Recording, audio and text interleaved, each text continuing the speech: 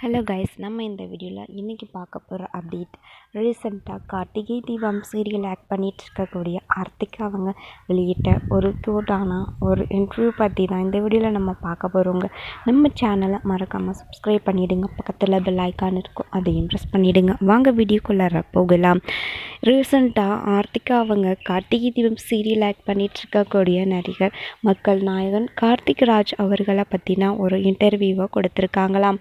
அந்த ஒரு இன்டர்வியூவில் ஆர்த்திகா அவங்க கார்த்திகை பற்றின சொன்ன ஒரு விஷயந்தான் நம்ம இந்த வீடியோவில் பார்க்க போகிறோங்க.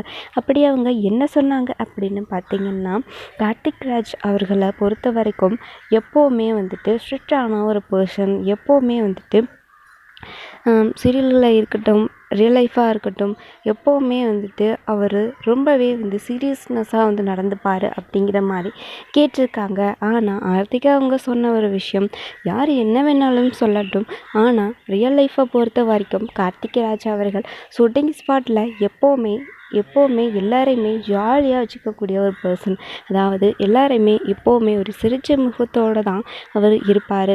ஆனால் சீரியலை பொறுத்த வரைக்கும் எப்போவும் சீரியஸாக இருப்பார். ஆனால் ரியல் லைஃப்பை பொறுத்த வரைக்கும் ஷூட்டிங்கில் ரொம்ப ஜாலியான ஒரு பர்சன். அவர் எல்லாரையுமே ஷூட்டிங்கில் எப்போவுமே சிரிக்க வச்சுட்டே இருப்பார். ஸோ இந்த மாதிரியான ஒரு கேரக்டர் தான் கார்த்திக் ராஜ். ஸோ மற்றவங்க எப்படி சொன்னாலும் சரி, பட் கார்த்திக் ராஜ் அவர்களுடைய கேரக்டர் இதுதாங்க அப்படின்னு சொல்லியிருக்காங்க.